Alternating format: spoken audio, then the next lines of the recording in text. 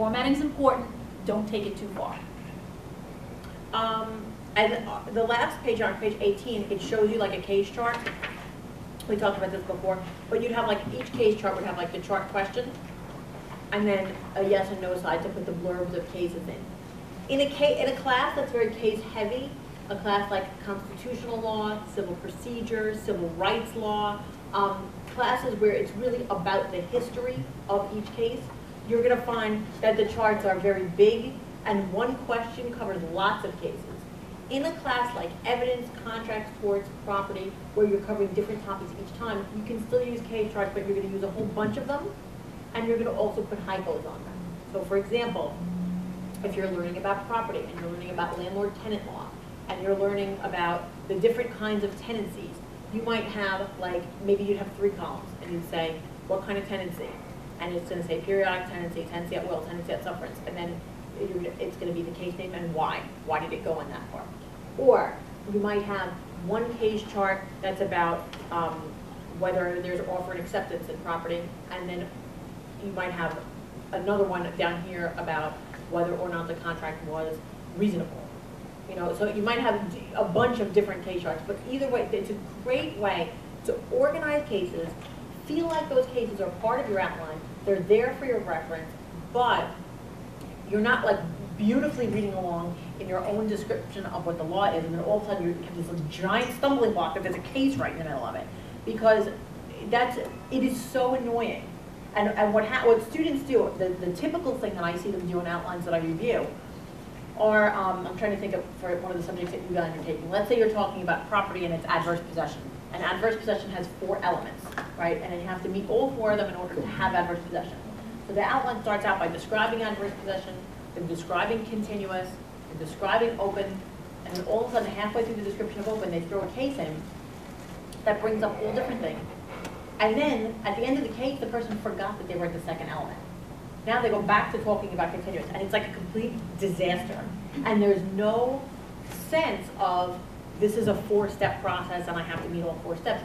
The result is that same person, when that person is writing the essay for adverse possession, the organization isn't there again. Because it always is those students that have unorganized essays that write then, or disorganized essays, and write disorganized exams. You need to feel like you're doing a geometry proof. You guys remember geometry proofs? You know, side, angle, side, angle, side, angle?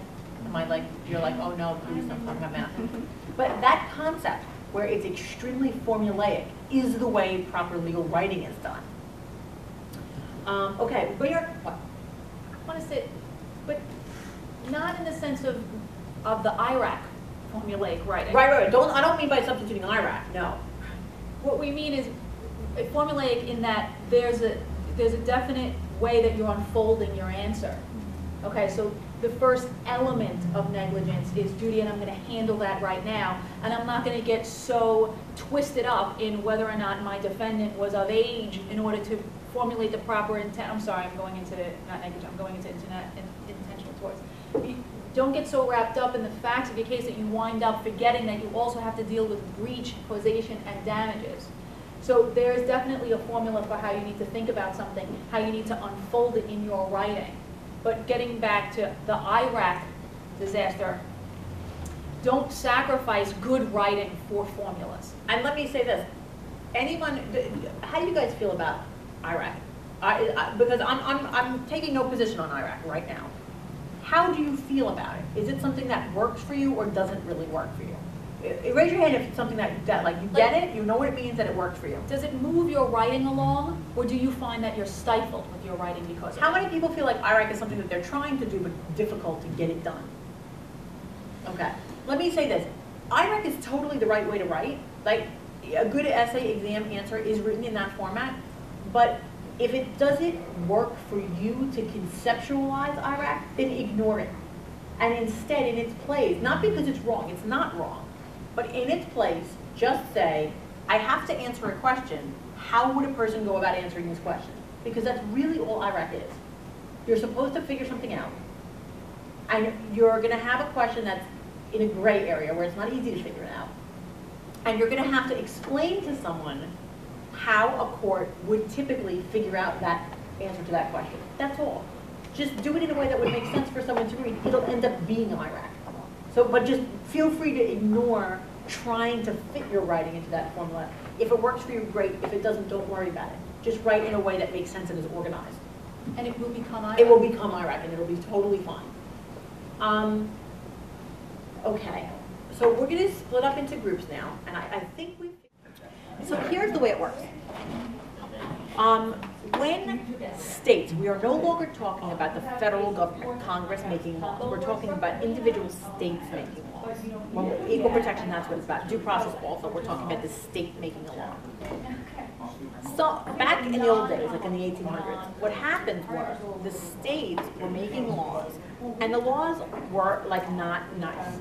Okay? During the times when there was slavery and right after slavery, like things were a mess. That like, you know, some states, particularly the states in the South, were saying that even though the Constitution guarantees certain rights to people, like due process and no being deprived of life or liberty or property without due process, that the states themselves also didn't have to give that same right. They were like, sure, the federal government can do that, we don't have to do it. At Baltimore, actually, there's one called the City of Baltimore that was one of those early cases where they were like, nah. And it was a little bit crazy. There's a case called, I believe it's Barron versus City of Baltimore, where, oh, that's the water one, different, I got the title and it's the wrong case. I think it's another Maryland case. Where whatever state it was did not give the right against double jeopardy. They were like, and it was, and like the people were like, what are you talking about? Like everybody gets the right against double jeopardy. And they were like, nope, we don't have that here. And it went up to the Supreme Court, and at the time, the answer was like, you know what, the states don't have to give you the same rights as the federal government has to give you. But that just got out of control. So then, you know, because things were crazy, and particularly in the slave states, the laws were like really like nutty.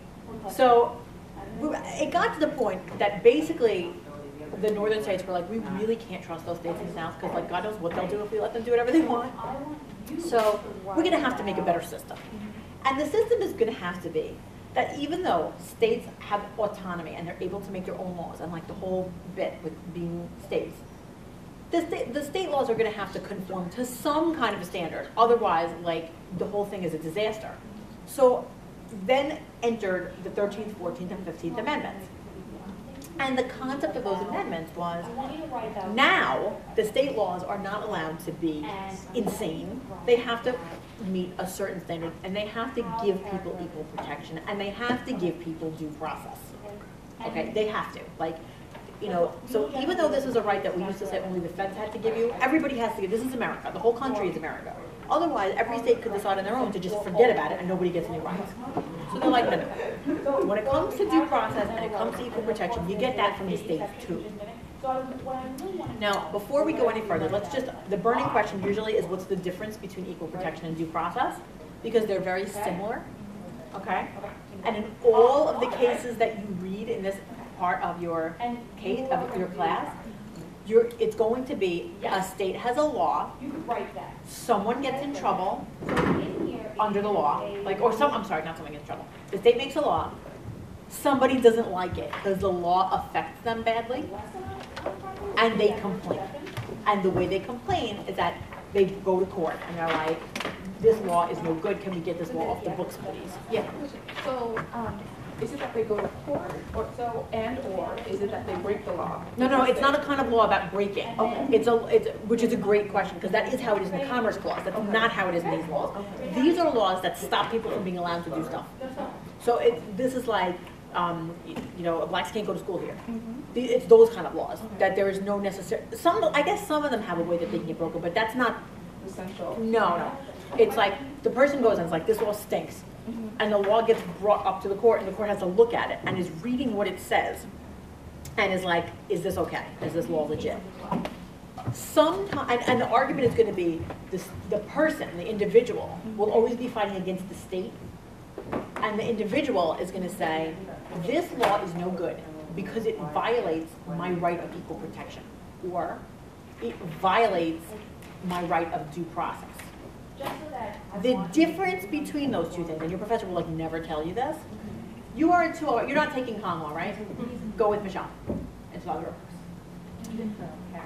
The difference between, oh, sorry, she's still over here. The difference between due process and equal protection, due process is when, well, violating due process is when the person says, this law stinks because it takes a fundamental right away from everybody. Everyone should be allowed to do that. The law is stopping me from doing it, so therefore it violates due process. Equal protection, different concept. Equal protection is when you say a law divides people up into groups. That's unconstitutional. Not the dividing, The discrimination? but that divides people up into groups and then stops one group from being able to do something. Okay? And that's not fair. I'm waiting for you, I'm like waiting with bated breath, for you to say. That's the difference between due process and equal protection. One is everybody was stopped from doing something. One is only I was stopped from doing something. And other people are allowed to do that thing, and that's not cool. That's never relevant. So the person being jerk. It is, and the thing is, in the analysis of figuring out if the law is like okay or not, the analysis is almost exactly the same for the two of them. So it almost doesn't matter, okay? When it's a due process, just to give you a little overview, when it's a due process challenge, where this law violates due process, the court looks at it and figures out how important the right is. Like if the law said, like Loving versus Virginia is an example. Loving versus Virginia is a due process case dealing with a Virginia state law that blacks and whites weren't allowed to marry. And the way the law was, it could have been challenged on either equal protection or due process. It probably was challenged on both. But here are the three choices for equal protection. Okay? When you have equal protection, an equal protection challenge to a law, remember there's a state law, and somehow the law treats different people differently. And here's how we prove it.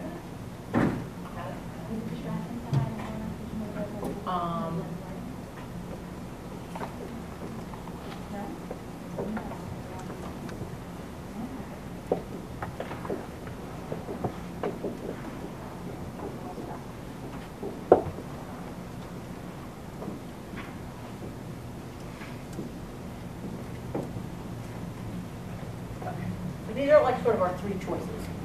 Divides people into suspect class, quasi-suspect class, non-suspect class. What's up? Oh. So here's how it unfolds. If a law separates people based on race or national origin, or religion also, right? Race, religion, race, religion, national origin. That's considered a suspect class. Suspect code for, we don't trust you. You're going to give blacks and whites different rights. I'm not so sure about that. You know, you're going to make different people of different backgrounds not do the right thing. I don't know. It feels weird. Doesn't mean you definitely can't do it. It just means it feels weird. We're going into it like being really like not trusting you. Or suspect about you. It's suspicious. It's suspicious. Then we have quasi-suspect. That's gender and legitimacy. Legitimacy. Somewhat suspicious. Somewhat suspicious. Almost the same thing. Okay, treating men and women differently. Legitimacy means were you born to married parents or not born to married parents. We're still a little bit not so sure if that's cool to treat them differently. And then you have non-suspect, which is everything else. Treating people differently if they're old or young, disabled or not disabled, rich or poor, postal workers or not postal workers, whatever. Anything else. Okay, so far that makes sense? The first three was race, religion. Race, religion, national origin. Just like what country your family came from. And this is one of those times in law school that I just love learning this and I love teaching it. Because here you have a system that the Supreme Court came up. Like, those guys are so smart at the Supreme Court. And they came up with this awesome system. Like, I challenge anybody to come up with a system that makes more sense than what they came up with. Because it's awesome. Here's what they did. They were like, if you're going to divide people up based on race or religion or national origin, the only way that the law is going to be allowed to stand is if you had this like insanely great reason for the law, and this law was the only way you could accomplish what you're trying to do. So, Okay, the name of that test is called strict scrutiny. That whole, it better be a really good reason, Or else it's gonna get stuck. or else it's gonna get struck down. And there's no other way to fix that problem. It better be addressing a real big problem, and there's no other way to fix it. That's strict scrutiny. In other words, we're gonna scrutinize this rule, this law that you come up with, in a way that makes sure that that A, this was a really big problem, and that this was the only way to This fix is the only way this. to fix it.